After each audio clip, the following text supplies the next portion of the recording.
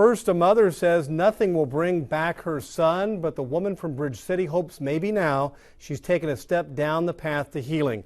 Today, she was able to address one of her son's killers in court. Megan Dillard is covering the story, and she joins us now with details of the sentencing and reaction. Megan?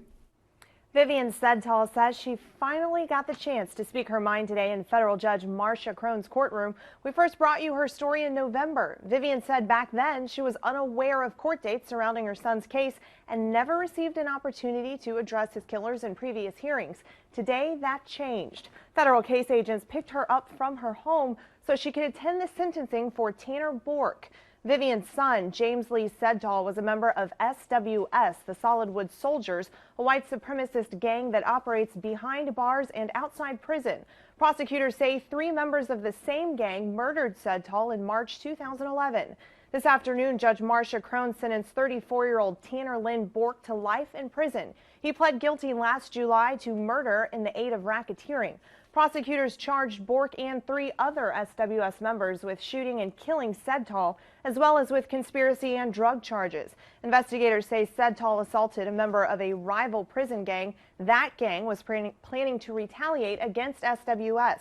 Prosecutors say members of the group murdered Sedtal to maintain and increase their positions within the gang. They put his body in the trunk of a stolen car and set the car on fire. Vivian addressed the judge during her statement this afternoon. She begged Judge Crone for justice and urged her to sentence Bourque to life. She also asked that Bourque be placed in solitary confinement. She said that the defendant's actions hit her to the very soul. She said she's tried to rely on friends and counseling, but she's left feeling cold, angry, and frustrated. She also said Bourque said, quote, "Took my son, my best friend, a part of me." We spoke with her outside the courthouse where she described her state of mind. Empty. At least I'm not mad now. I'm not mad, I ain't crying. I'm just empty.